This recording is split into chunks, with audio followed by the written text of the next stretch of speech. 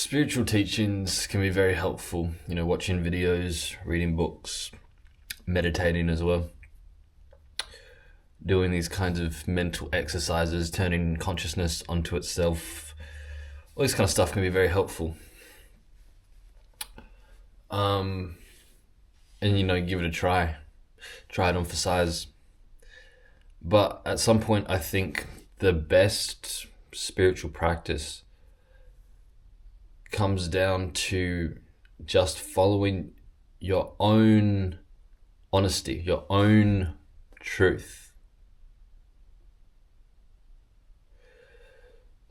Not what someone says is the truth, but what you currently think is the truth, and following that. I think it's very easy to, watch spiritual videos and read spiritual books and to kind of be like, oh yeah, this makes complete sense. This is what I need. I need to pursue this. I need to go in the direction that this book or person is talking about.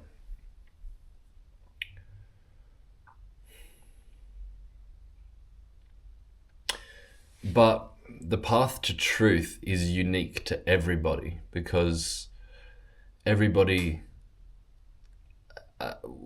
has acquired different wiring, different conditioning. And so the path to it is unique. The path to enlightenment is unique to every individual, and you have to be honest with yourself about what your own path is.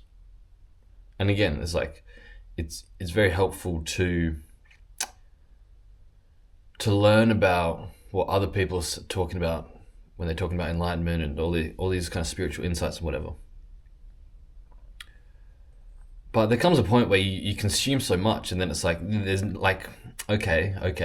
It's like there's all this information. You try to emphasize, you do this practice, you do that practice. Yeah, at some point, you've got to take your own path. And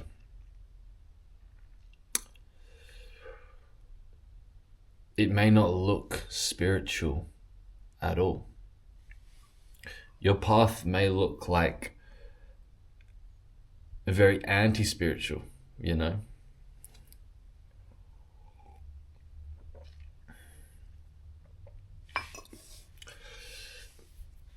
So you have to be honest with what is your path. And it's, like I said, it's about tuning in with yourself and asking, what do I actually know to be true? Not what someone else says to be true, but and I'm not even talking about truth in the absolute sense, but in the relative sense. It's what do I feel like I need in my life? What do I feel like is the thing that I need to do that is most aligned with a life of truth and love and freedom? And that thing, again, it could not be, it might be something that isn't spiritual at all.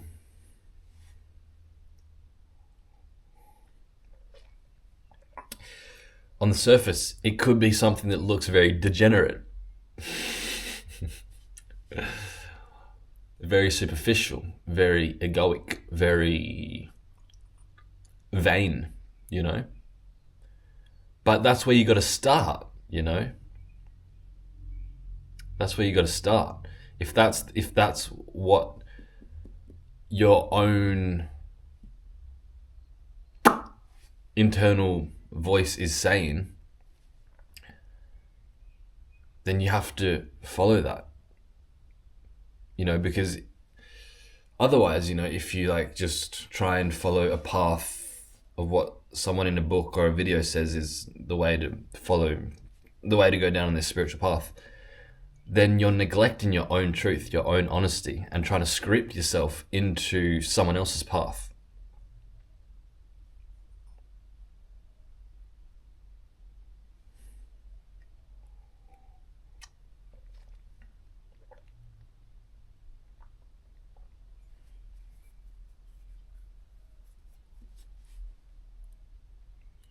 And I would actually say that I think a big part of the spiritual path is actually wholeheartedly following your desires, no matter what they are, no matter how fucking degenerate or superficial they are. Giving yourself to that, because those desires within you are true for you. You want them. So honor those. Spirituality usually has us believe that desire is bad, but actually, desire can be the very path to awakening, enlightenment, truth, whatever you want to call it. Just ultimately, man, it's like, what do you want in life? What do you want? Like, what does enlightenment even fucking mean for you? Is it something you even want? How are you defining it? How are you relating to it? What is your attitude towards it? Why do you even want it? Do you even know what it is?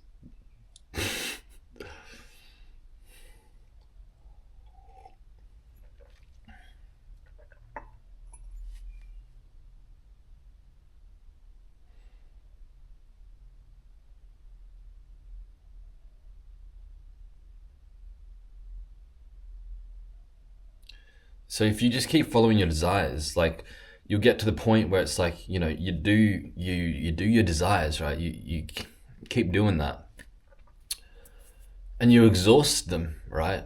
You follow a desire to the end point, or to the point of exhaustion. Move on to the next, move on to the next, move on to the next. You know, um,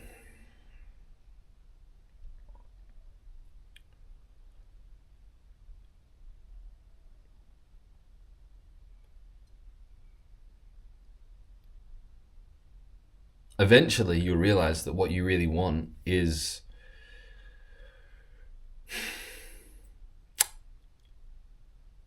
to be content unconditionally. You'll realize that no desire, no fulfillment of any desire really gives you what you were looking for in the end. But you see, you can't, like, you can't know that without first having exhausting the desires. I mean, yeah, you could read it and intellectually understand it. It's like, oh yeah, no desire is going to satisfy me. It's like, I don't need to go to the gym, get jacked. I don't need to make music and release an album. I don't need to work hard on reaching financial freedom. I don't need to, whatever it is for you. It's like, none of this is going to make me happy. Intellectually, you can understand that, but there's still something within you that is like, oh yeah, but I want that. I want that. And it's like, you got to pursue it. You know what I mean?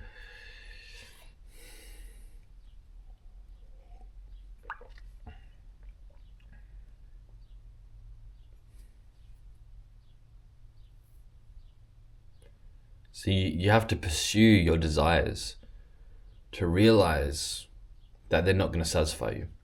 But you can't just intellectually understand that they're not going to satisfy you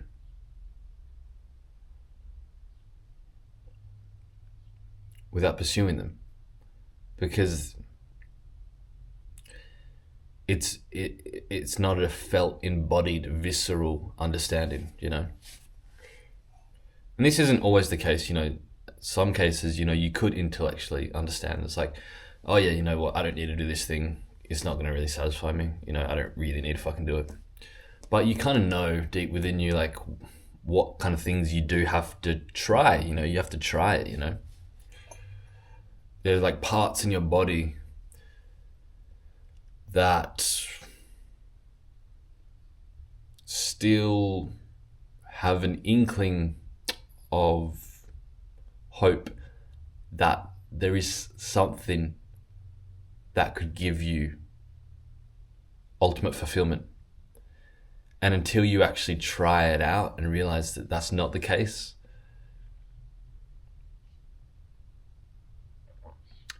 until you do that, you won't know it.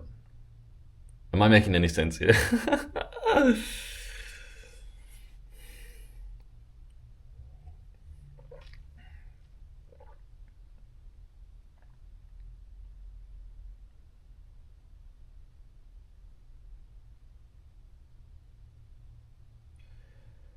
So it's like, if you you see, because some people might actually have a genuine desire for the hot and narrow pursuit of enlightenment,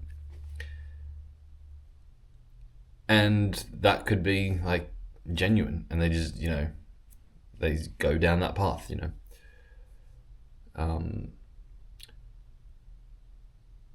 but really investigate your motives behind wanting enlightenment or wanting any kind of spiritual goodie, right? What is your motive behind it? What is your reason for wanting it? What is your attitude behind it? How like sincere is it, and how like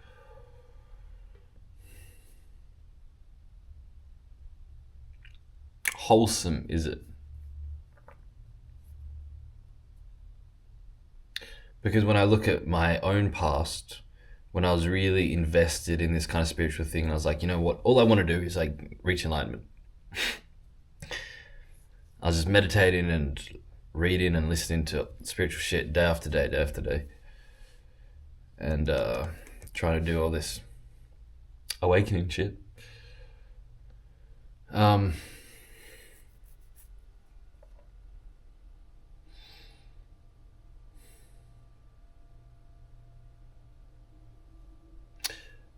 Yeah, some of it was genuine, of course, but a lot of it too was also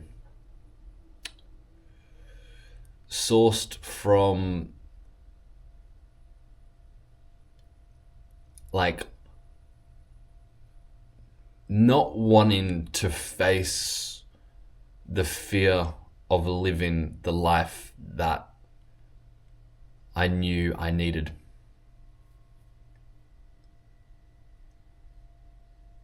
And I thought that if I pursue enlightenment, then I won't need to pursue the life that I feel like I need, because then I'll be content. And I also had the belief that, well, if I just get enlightened, then somehow I will just be able to act fearlessly in the world, pursuing the life that I know I need. But their beliefs, and they're not actually founded in much truth, really. I mean, sure, maybe you have some enlightenment experiences and some amount of fear gets dissolved, but it's not always the case. And it's like you can't just have this hope and expectation that if I just pursue enlightenment, get enlightened, whatever that fucking means, right? If I just do that, then all fear will cease to exist, and I'll be able to act in the world and live the life that is aligned with what I know I need and want, right? Because again, like, this body is conditioned a certain way. It has been for fucking years and years, decades, right? It's conditioned. It's conditioned to act a certain way when certain stimuli come into its field, right? So for me, it's like doing certain things is going to bring up anxiety, going to bring up fear, doing certain things in social environments, there's going to be some kind of fear, and like, you know what I mean? And yeah, certainly like pursuing awakening and meditation, whatever, can really help you with like the mindfulness of that and the acceptance of that, the equanimity of that. But it doesn't necessarily mean it's going to cease it, right? It's going to cease the fear.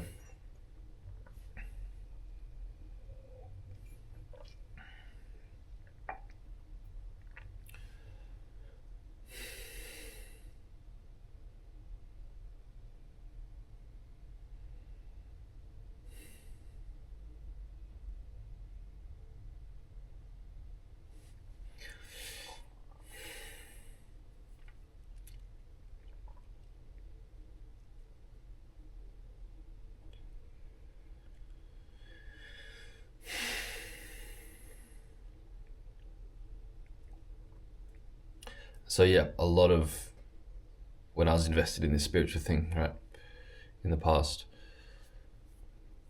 a lot of it was being sourced from not wanting to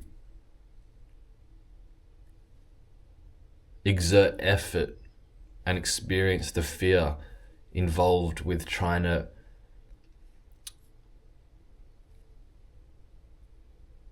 follow the things that I knew I needed in my life, right? The practical shit that you need to sort out in life. You know, in life, you needed to sort out practical shit. You need to go there and go here, talk to this person, talk to that person. You know, you need to build yourself up so you are resilient and able to handle hardship, and you need to challenge yourself so you grow. You know, like you can't just like, you know that you can't just fucking live in your mum's basement, right? You know that you can't just, you understand what I mean? Like, deep down, you know that. Even if you have all these justifications, these spiritual justifications of like, oh, but nothing really matters, you know, like I don't need to move out of my parents' house, you know, I don't need to get a job, I don't need to go to the gym, you know, like none of that matters, you know, I'll just get enlightened and then everything will be okay.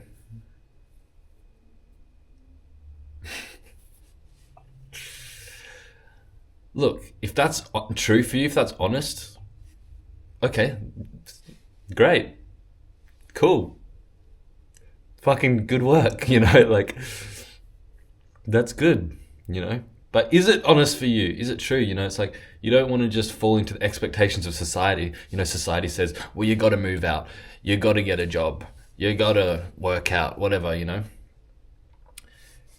It's like, yeah, don't listen to society.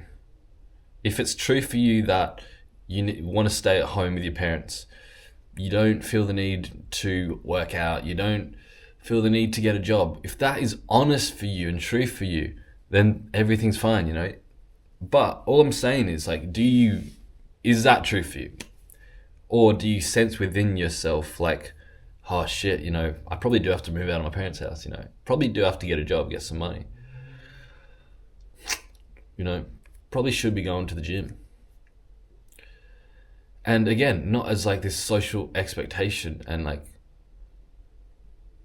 this judgment, but like just tuning in with yourself and being honest is like, well, what do I want for my life, you know?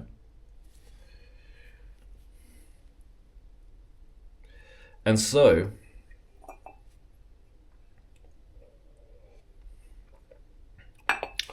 actually following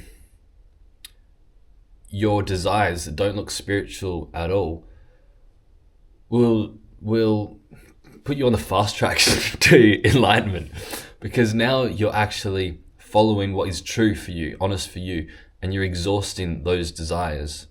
And so you will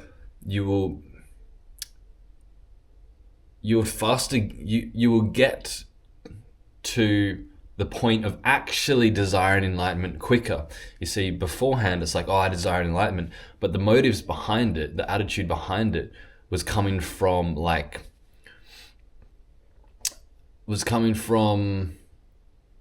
fear and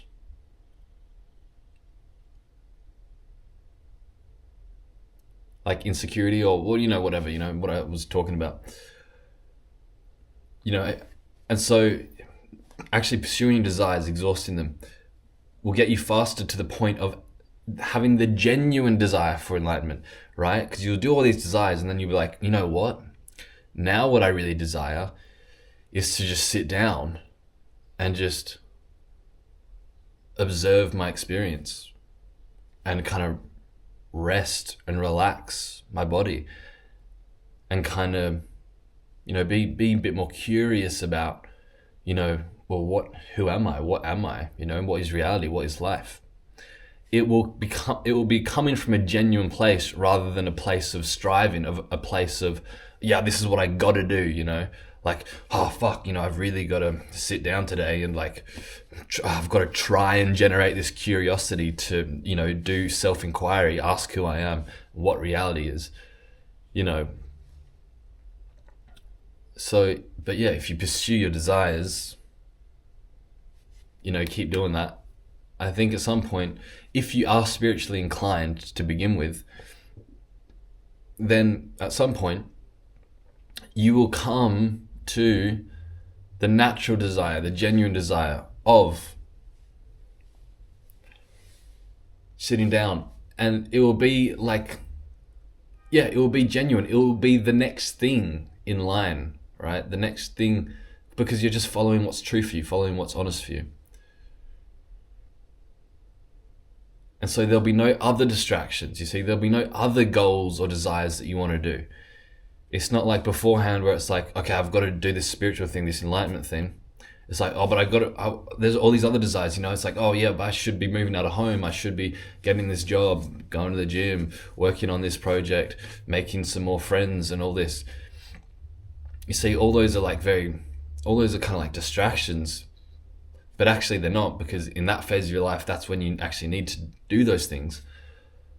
So when you exhaust the desires, right, then you come to a genuine place of curiosity. And now you can't be distracted by all these other things because, mate, you fucking moved out of home, you got money in the bank, you got friends, and it's like, now your body and mind isn't going to be so constantly like going, oh, but I need to do that, and because you'll be like, well, no, this is the most logical next step. This is not just logical, but this like viscerally feels like this is now the right thing to do.